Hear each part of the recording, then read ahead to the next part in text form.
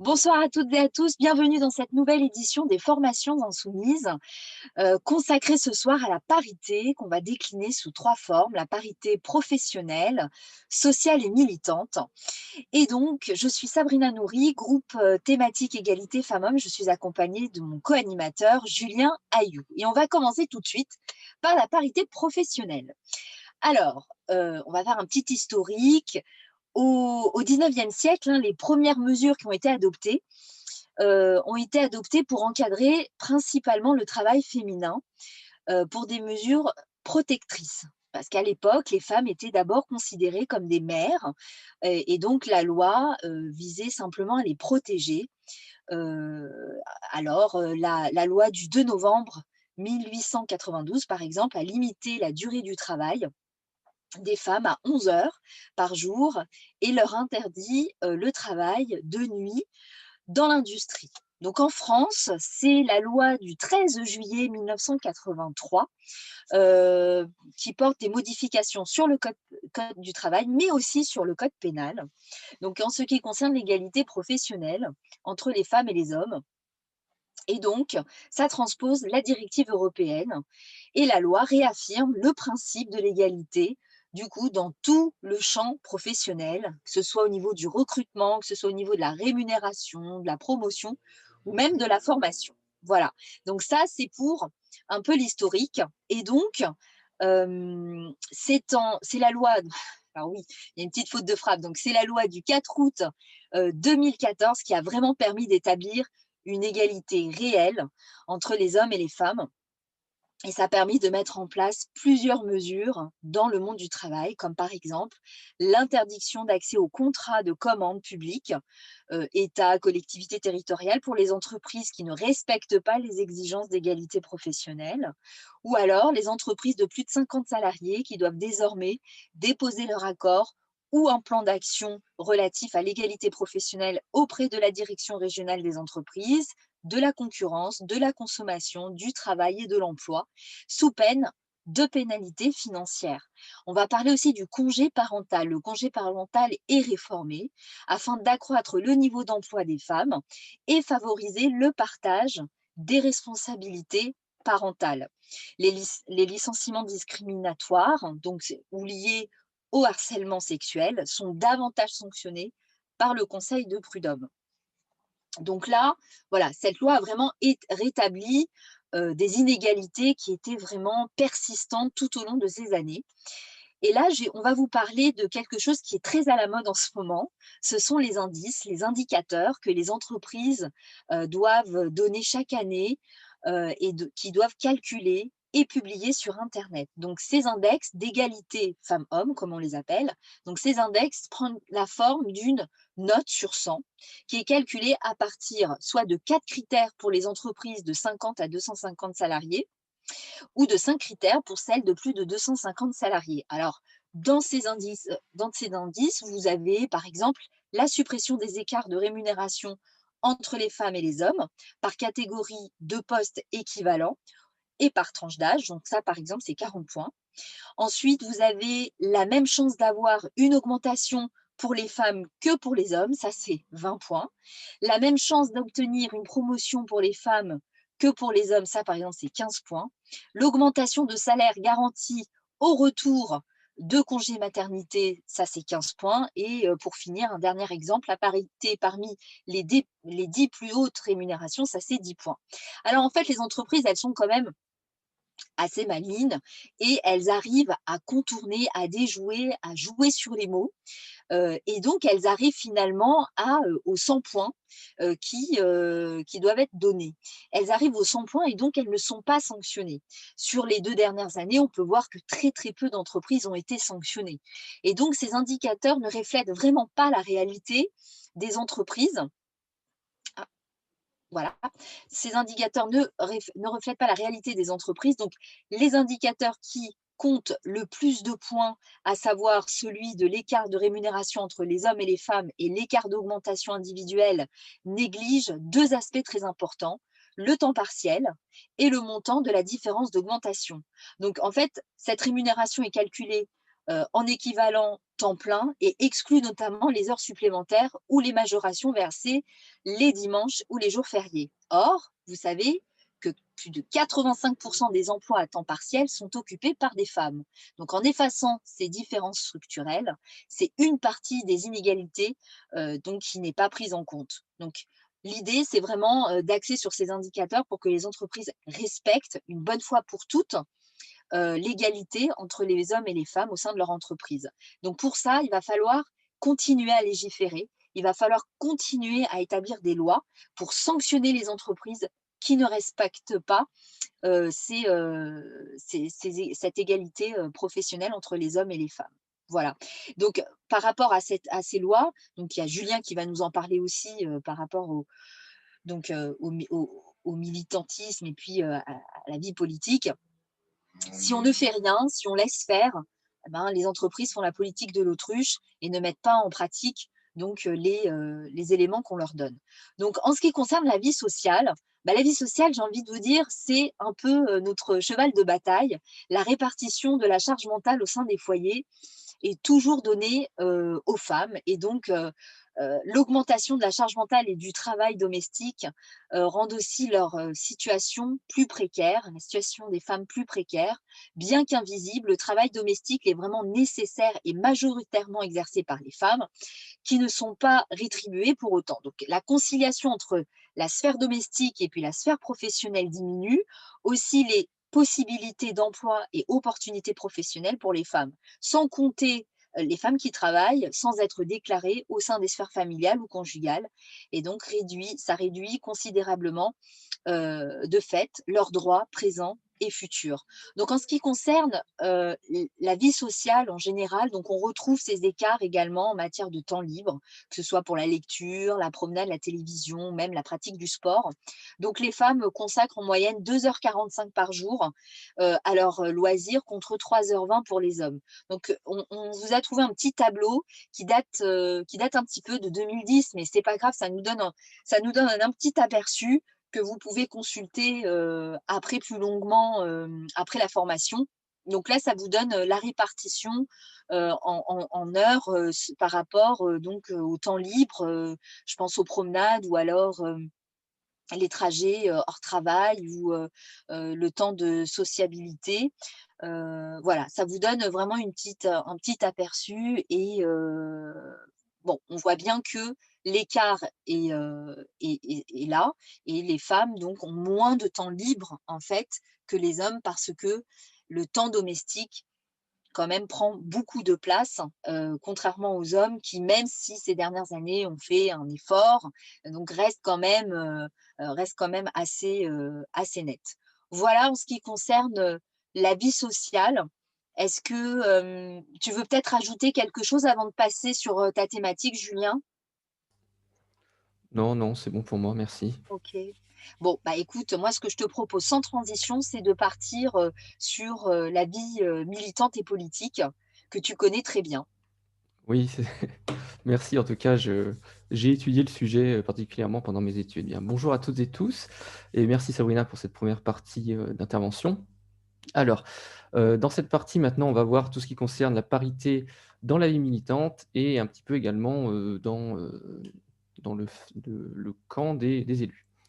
Alors tout d'abord, il faut voir que dans le champ des activités politiques, beaucoup de femmes manifestent un moindre intérêt autodéclaré pour la politique, ce qui fait qu'elles intériorisent leurs compétences statutaires au même titre que plusieurs groupes dominés. Elles ont l'impression de ne pas forcément être compétentes ou ne sont pas forcément intéressées par la politique. En tout cas, c'est ce qu'elles autodéclarent. Avant d'être élues, néanmoins, les femmes politiques sont, dans un premier temps, euh, tout simplement des citoyennes et éventuellement, parfois, des militantes. Les différences genrées dans les représentations, les interactions sociales et les pratiques apparaissent dans la société dès ce point de départ. Tandis que bien souvent, on a des hommes qui s'intéressent aux problématiques nationales et internationales, on remarque que, en général, les femmes sont davantage proches de ce qu'on appelle les pouvoirs locaux. Alors, dans les communes, par exemple de taille réduite en termes d'habitants, les femmes, parfois sans emploi et même souvent, sont facilement préposées aux dossiers les plus concrets et les moins valorisés, là où les enjeux de pouvoir sont plus faibles et qui demandent proximité aux autres, sens du contact, ambition moindre, des qualificatifs stéréotypiquement plutôt associés à la gente féminine. Alors ce constat, il peut être dû au fait que les femmes sont généralement affectées par des dispositions acquises via les rôles sociaux et de genre à gérer les affaires quotidiennes comme gérer l'eau, l'électricité, les écoles, enfin l'école avec, les enfants et des thèmes qui sont de proximité et qui relèvent bien souvent de la compétence des échelons locaux. Alors le rapport à l'action politique, de manière générale, est également genré, alors qu'un reproche fréquemment fait aux femmes est de moins s'engager en politique que les hommes. Il y a des auteurs qui ont montré que, en tout cas, ils ont pour hypothèse que les femmes ne s'engagent pas forcément moins, mais le font souvent différemment. Par exemple, certains auteurs ont montré que les femmes agissent à travers tout un panel de méthodes, des méthodes militantes auxquelles les hommes ont moins recours, et qui sont regroupées sous le terme qu'on dit de activisme privé. Alors par exemple, il y a le fait de signer des pétitions, le fait de boycotter, le fait de faire des dons à des partis politiques, à des associations.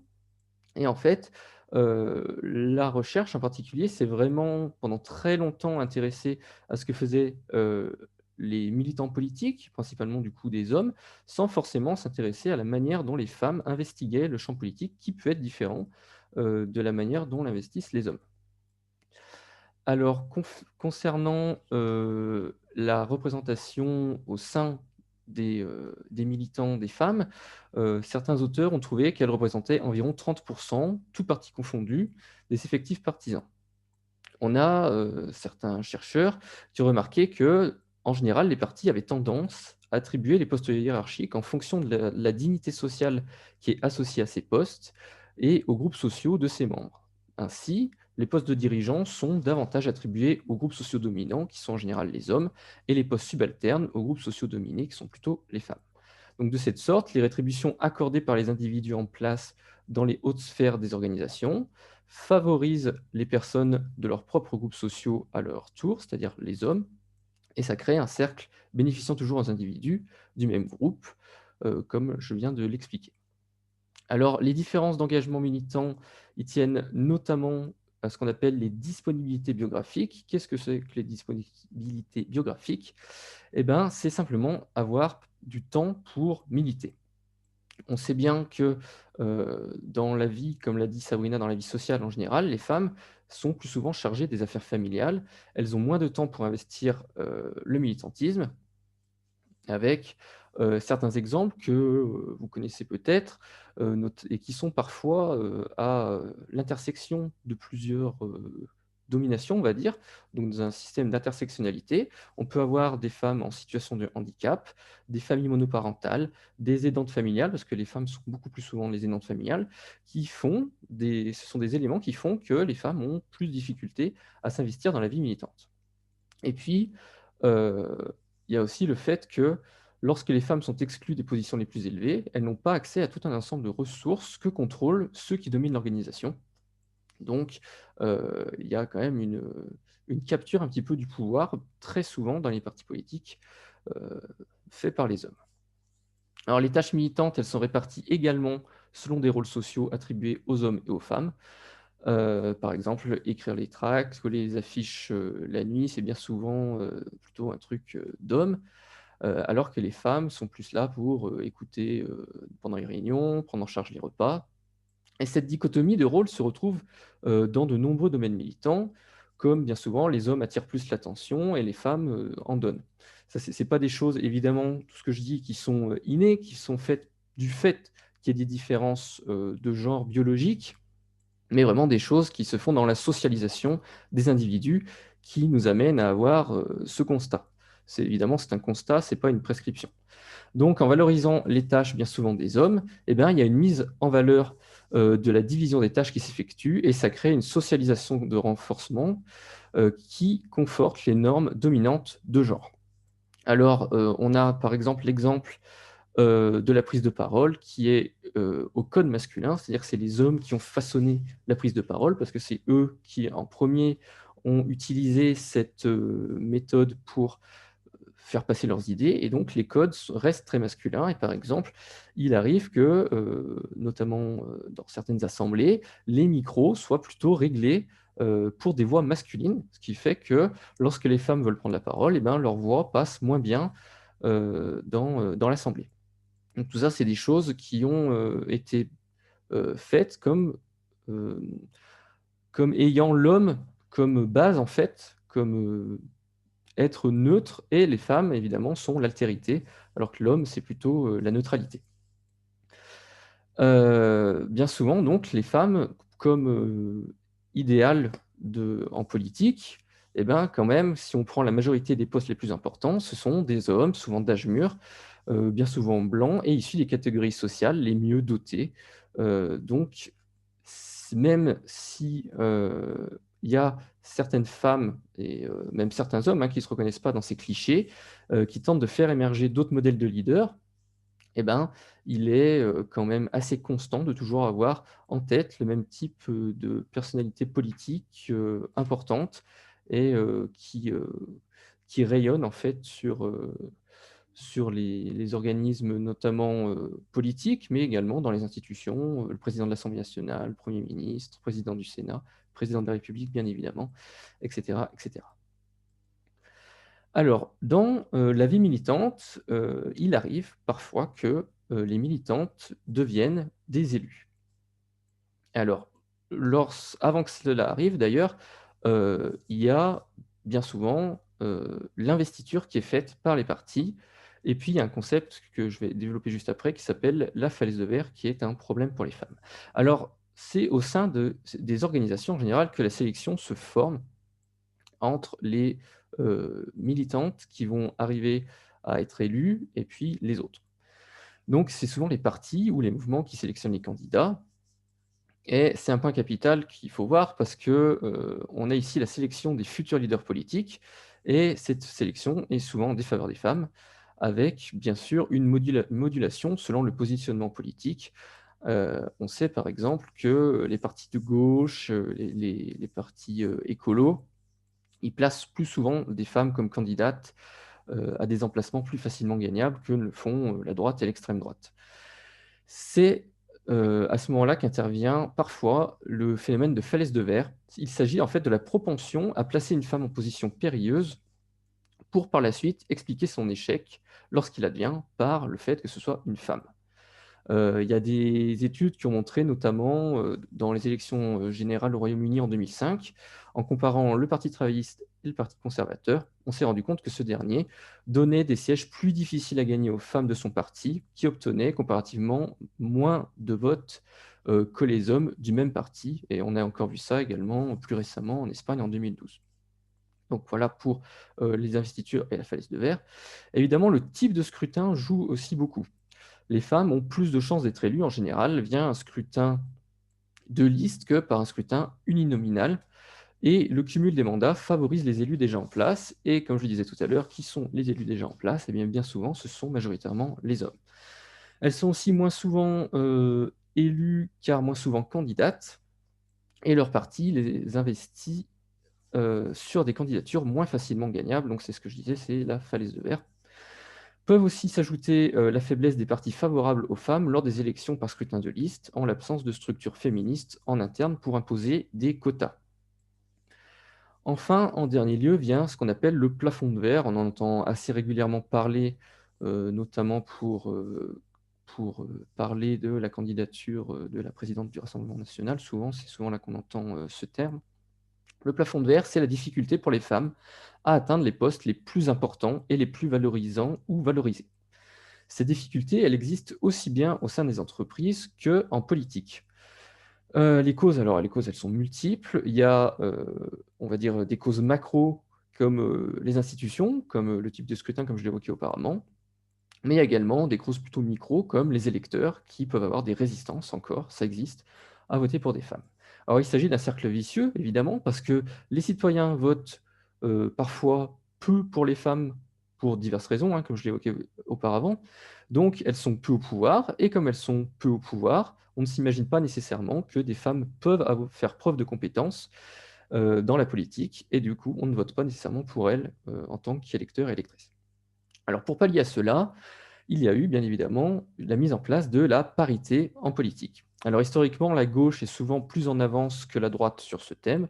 On sait que notamment les républicains, il y a encore quelques années, mais je pense que c'est toujours le cas, c'est pas tout à fait qu'ils payaient des amendes parce qu'ils n'appliquaient pas, concernant les élections législatives, la parité, c'est plutôt qu'ils avaient moins de dotation finalement, parce qu'ils n'appliquent pas nécessairement la loi sur la parité pour les législatives. C'est la loi donc constitutionnelle de 1999, et il y a eu également une loi en 2000 sous le gouvernement Jospin. Donc on voit quand même que c'est bien souvent la gauche qui fait les principales avancées dans ce domaine. Alors la parité, évidemment, en politique, elle est utile, mais elle ne résout pas tout. On peut imaginer que, heu, c'est quelque chose qui sera, un artifice un petit peu provisoire parce que, en tout cas on peut espérer, parce qu'au bout d'un moment, on peut quand même imaginer qu'il n'y ait plus besoin de parité, pour que autant de femmes que d'hommes soient élus, une fois que ce sera bien rentré dans les mœurs que les femmes sont tout à fait aussi compétentes que les hommes. Et puis, par contre, un des problèmes de la parité, c'est qu'elle peut amener, un problème de légitimité parce qu'on peut, reprocher aux femmes d'avoir été élues en raison de la parité et non pas en raison de leurs compétences. Mais se demande-t-on parfois, si les hommes peuvent également être incompétents ou non? Chose que l'on fait procès que l'on fait souvent aux femmes et que l'on fait assez peu aux hommes, cette, suspicion d'incompétence. Alors, petit point simplement un petit peu, au niveau des chiffres, concernant les élections, donc la parité chez les élus. Lors des élections législatives de 2017, on avait 39 de femmes qui ont été élues contre 26,9 en 2012 et 18,5 en 2007, donc on voit quand même que c'est en progression. Lors des élections régionales de 2015, les conseils régionaux étaient composés à 47,9 de conseillers régionales, mais attention, et c'est là qu'on arrive justement au plafond de verre, il y avait seulement 3 femmes sur 13 présidents et présidentes de conseils régionaux dans l'Hexagone. De la même manière, lors des élections départementales de 2015, les citoyens forcément devaient choisir en des binômes paritaires. Donc, dans les faits, il y avait la parité qui s'est appliquée. Mais on remarque tout de même que seules 8 femmes sur 101 départements sont présidentes de conseil départemental. Ça a peut-être un peu évolué depuis, avec d'éventuelles démissions depuis ces derniers chiffres, mais en tout cas, il n'y a pas eu un renversement de la table avec 50 femmes présidentes de conseil départemental. Donc, encore une fois, on voit bien que même si la parité s'applique, eh bien, les femmes, bien souvent, ont du mal à accéder aux postes les plus importants, comme les présidences de conseils régionaux ou départementaux. Et puis on voit aussi également qu'auparavant, pour les élections cantonales de 2011, les femmes représentaient 13,9 des élus, ce qui est vraiment très faible, et que seulement 5 des conseils généraux étaient présidés par des femmes. Dernièrement, nous avons eu les élections municipales. Donc, on a mis un petit graphique pour présenter les femmes parmi les maires et les conseillers municipaux. On voit que tout cela est en évolution, hein, les choses vont dans le bon sens, mais tout de même, même si on a des scrutins de liste, vous voyez qu'on arrive en nombre de conseillers municipaux totaux à 42,4 de femmes, donc on n'est pas tout à fait à la parité, et surtout lorsqu'il s'agit alors là d'avoir, le fauteuil de maire, on est à même pas 20 de femmes qui sont mairesses, donc en 2020. Donc il y a encore un gros travail à faire là-dessus. Et en plus, on sait que, les femmes ont plus de chances, d'être mères dans les grandes villes. Du coup, là, on a mis un petit graphique qui montre le nombre d'hommes et de femmes à la tête des villes de plus de 100 000 habitants à la suite des élections municipales de 2001 jusqu'à 2020. Encore une fois, on voit qu'il y a une petite évolution dans le temps, mais que, la part des femmes maires des grandes villes, reste quand même bien inférieure à celle des hommes, étant donné qu'on est à, 30 hommes maires contre 30 femmes. Concernant enfin, pour dernière diapo sur le sujet, les premières candidatures des femmes dans la vie politique. Alors, cette première candidature, en France en tout cas, on a, parmi les premières, Jeanne de Rouen qui était candidate aux législatives, le 13 mai 1849. Et du coup, on a eu un mouvement pour que les femmes deviennent candidates et éventuellement élues, qui a pris de l'ampleur à tel point que le Parti communiste a investi plusieurs femmes pour les municipales de 1925. Mais ces candidatures, sans grande surprise, ont été invalidées par le Conseil d'État, tout comme l'élection de Joséphine Poncallet, qui était élue à Douarnenez en 1925.